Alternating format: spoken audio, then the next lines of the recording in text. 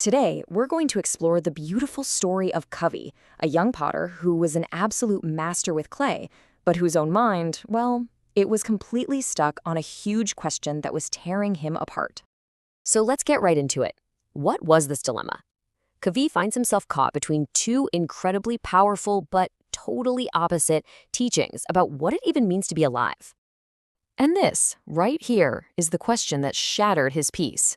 After hearing from two very different spiritual teachers, this one question started to haunt him, creating a real war inside his own mind.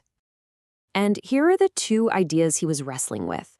On one side, you've got the eternal diamond, this belief that your soul is this permanent, perfect, unchanging thing that lasts forever. But on the other side, you have the vanishing flame, the idea that life is just a quick spark and then, poof, nothing. You can see why he was stuck, right? Neither of these felt right, and the clash between them was just paralyzing. So, what do you do when you're completely torn apart like this? Well, Covey does something really interesting. He doesn't go find another guru. Nope, he goes to the river that flows right beside his village, hoping to find an answer there. So just picture this. He's sitting there at his absolute lowest, and he literally whispers his question to the flowing water.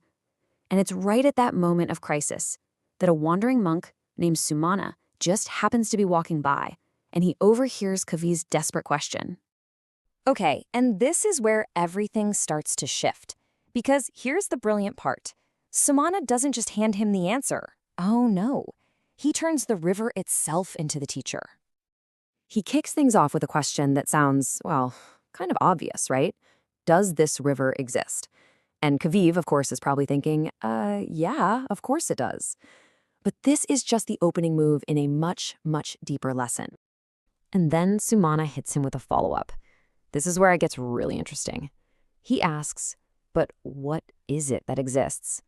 You can't point to a single drop of water and say, that's the river, can you? The water you saw a second ago is already downstream. The water that's coming isn't here yet. So what is the river? And boom, there it is, the big revelation. The river isn't a thing. It's not an object you can point to. It's a process. It only exists because all these other conditions have come together. The melting snow, the sloping ground, the falling rain. It's completely dependent on them. Exactly. So think about it. If the snow stops melting, what happens to the river? It's gone. And yet, while those conditions are in place, that river is an incredibly powerful, undeniable reality. It's not a permanent object, but it's also not nothing. It's something else entirely. So all of this is leading somewhere really important. It's leading to this central philosophy that Sumana is about to reveal, a path that cuts right between the two extremes that were torturing Covey.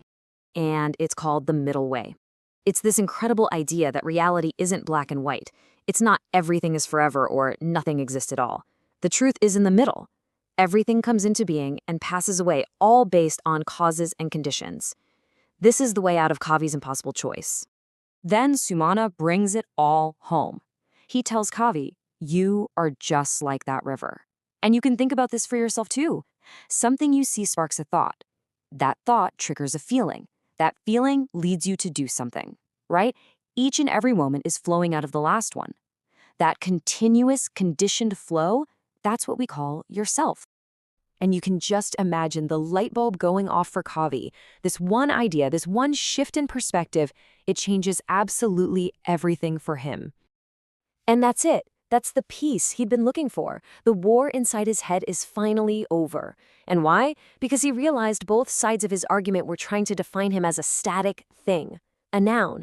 But he wasn't a noun. He was a verb. He was a becoming. I mean, what an incredible shift. He stops worrying about whether he's forever or nothing, and he just starts seeing himself as this beautiful, dynamic, unfolding reality. He's a process in motion. Not permanent, yet definitely not nothing. And that's the powerful thought I want to leave you with. If we accept this idea that we aren't fixed objects but flowing processes, just like the river, well, it changes everything. The big question is no longer, what am I? The real question becomes, what am I becoming?